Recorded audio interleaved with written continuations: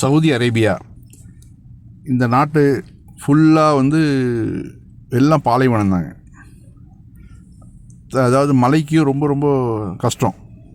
இப்போ தான் கொஞ்சம் கொஞ்சம் மலைகள் பெய்யுதுனாக்கா அதுக்கு காரணம் வந்து ஃபுல்லாக வந்து சோலைவனமாக மாற்றிட்டான் முக்கால்வாசி இடங்களை.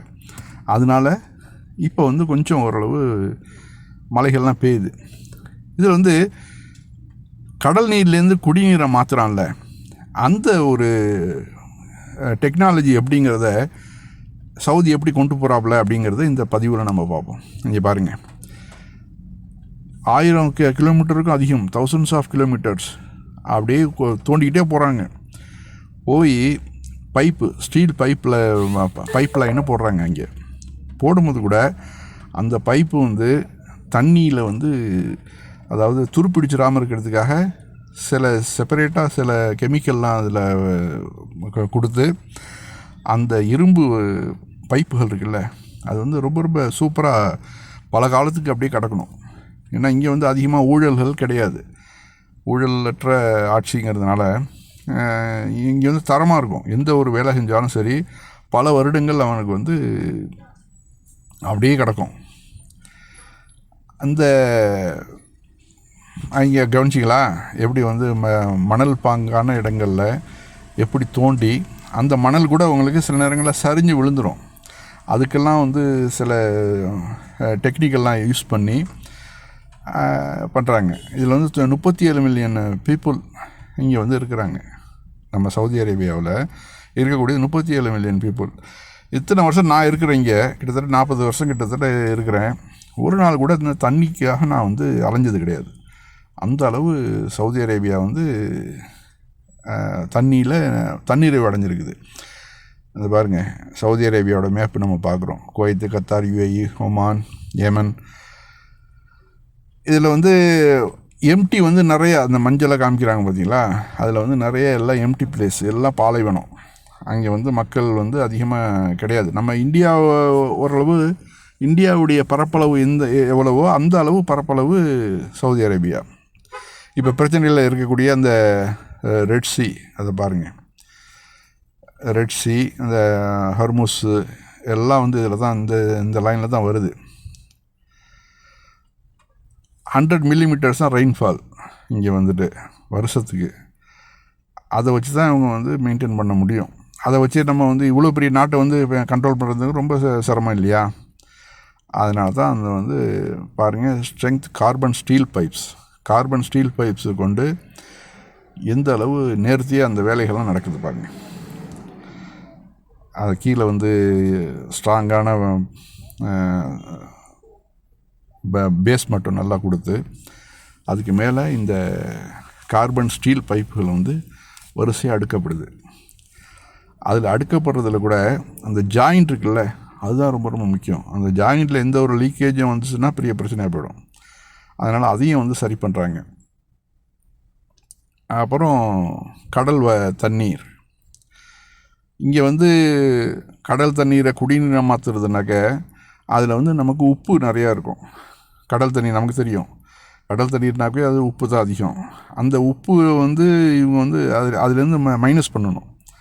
அப்போ அதில் வந்து எந்த அளவு ஃபோர்ஸ்ஃபுல்லாக வந்து அதில் வந்து கெமிக்கல்லாம் கலந்து அந்த உப்பை வந்து பிரித்து எடுக்கிறாங்க அந்த தண்ணியிலேருந்து.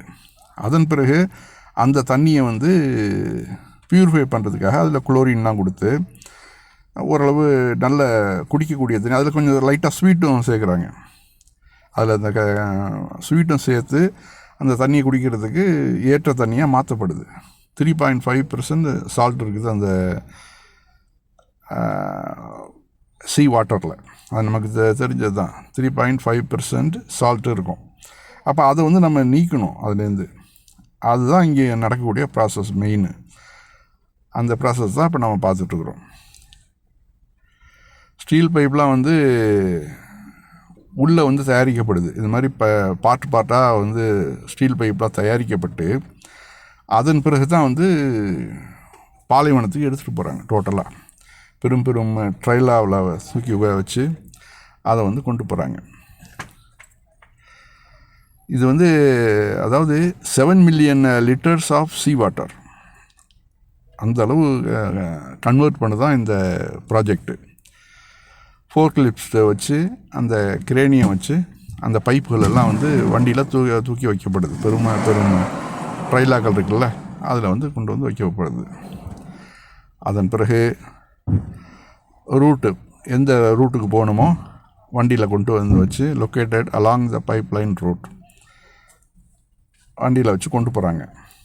கொண்டு போயிட்டு எந்தெந்த ஏரியாக்கள் அதெல்லாம் பார்த்து அந்த லெங்க்த்தெல்லாம் எல்லாம் பாருங்கள், ஒரே லெங்க்த்து தான் எல்லாமே. அதை வச்சு அதன் பிறகு ஜாயின் பண்ணுறாங்க எல்லாத்தையும். அப்புறம் ரூட்டு மேப்லாம் வந்து சேட்டலைட்டு மூலியமாக தான் பண்ணப்படுது. அந்த பைப்பு லைன் போகிறதுக்கும் ரெண்டு பக்கத்துலேயும் பாருங்கள் எந்த அளவு சோலைவனமாக இருக்குது பாருங்கள். அப்போது பாலைவனமாக இருந்தது அப்படி சோலைவனம் மாற்றிருக்கிறான்.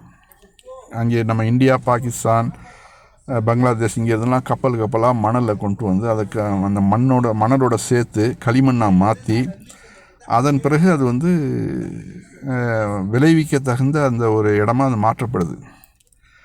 இதெல்லாம் வந்து அவர்களுக்கு வந்து இந்த மழையும் தண்ணியும் இதுவும் இல்லாதனால அவர்களுக்கு இதெல்லாம் தெரியுது. இதில் வந்து நம்ம எவ்வளோ கஷ்டப்படணும், எவ்வளோ சூப்பராக இதை வந்து அமைச்சிக்கணும் அப்படிங்கிறது அது வந்து அவங்களுக்கு தெரியுது. நமக்கு எல்லாமே கையில் கிடைக்கிறதுனால அதை பற்றி நம்ம வந்து கேர் பண்ணாமல் இருக்கிறோம். அந்த ரூட்டெல்லாம் வந்து வெடி வச்சு தகர்த்து அந்த ரூட்டை உண்டாக்குறாங்க பாருங்கள். அதன் பிறகு பைப் லைன் போடப்படுது. ஏன்னா அந்த மணல் லைனில் வந்து கீழே வந்து பைப்புகளை வெடி மருந்துகளை பதிச்சு அதில் வந்து வெடிக்க வச்சு அந்த ரூட்டை வந்து உண்டாக்குறாங்க. அந்த ஜாயிண்ட்டு பாருங்கள், 2 பைப்புகளுக்கும் இடையில் ஜாயிண்ட்டுகள்லாம் எந்த அளவு நேர்த்தியாக வந்து எல்லாம் வெளிநாட்டுக்காரன் தான், சொந்த நாட்டுக்காரன் ஒருத்தன் கூட கிடையாது. எல்லாம் வெளிநாட்டுக்காரனை வச்சு எல்லாம் மெயின்டைன் பண்ணுறாங்க. அதன் பிறகு ஃபோர்க்லிஃப்ட் மூலயமா எல்லாம் எடுத்து கரெக்டாக வச்சு ஃபிக்ஸ் பண்ணுறாங்க. ஃபிக்ஸ் பண்ணி அதை பாருங்கள் எந்த அளவு அருமையான ஒரு சிஸ்டத்தோடு அதை போகுது பாருங்கள். எல்லாமே ஒரு தடவை போட்டானா போதும், அதன் பிறகு எந்த ஒரு கவலையும் இல்லாமல் பல வருஷங்கள் அப்படியே கிடக்கும். அது 10 வருஷமோ 20 வருஷம் 30 வருஷமோ அப்படியே இருந்துட்டு போகும். அது பாருங்கள், கடல் நீருக்கு வந்துட்டாங்க. இது கடற்கரைக்கு வந்தாச்சு. கடற்கரையில் எங்கேருந்து எடுக்கிறாங்க பாருங்கள். அது வந்து 2வது ஃபில்டரு. கடல் தண்ணியிலேருந்து நேராக உள்ளே எடுத்தோம்னாக்க மீன் குஞ்சுகள்லாம் உள்ளே வந்துடும். சின்ன சின்ன கச்சடாக்கள் எல்லாம் உள்ளே வந்துட்டாக்க அது வந்து இனப்பெருக்கம் செஞ்சு பெரிய பிரச்சனையாக போயிடும். அதனால் வந்து அதெல்லாம் வந்து ஃபில்டர் பண்ணி அதெல்லாம் தனியாக பிரித்து எடுத்துடுறாங்க. அந்த மீன் குஞ்சுகள் சின்ன சின்ன இதெல்லாம் வருதில்ல, அது எல்லாத்தையும் எடுத்து க்ளீன் பண்ணிடுறாங்க முதல்ல.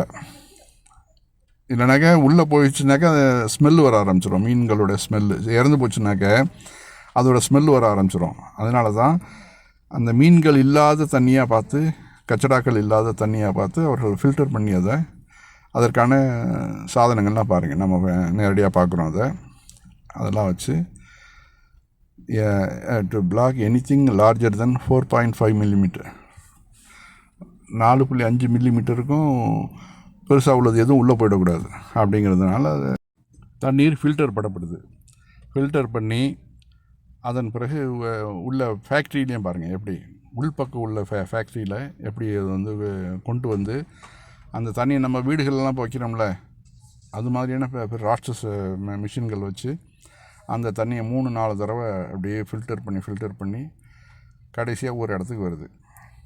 அதன் பிறகு அதில் வந்துட்டு இதில் வந்து அல்கசீம் வாட்டரை வந்து ரொம்ப பேர் சவுதிகள் வந்து விரும்பி சாப்பிடுவாங்க. ஏன்னாக்க அதில் வந்து சில ஸ்வீட்டு கொஞ்சம் லைட்டாக கலக்கிறான். அது வந்து சில பேர் சொல்கிறாங்க இது மாதிரியான ஓவராக வந்து கெமிக்கல் போட்ட வாட்டர் வந்து உடம்புக்கு கெடுதல் அப்படின்னு. இன்னும் சில இடங்களில் தண்ணீர் வந்து அதாவது கிணத்துலேருந்து எடுக்கிறாங்க.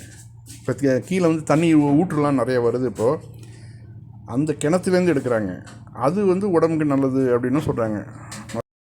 எப்படியோ கடல் நீர் குடிநீராக நம்ம கைகளுக்கு வந்துருச்சு. இறைவனுக்கே புகழ் அனைத்தும்.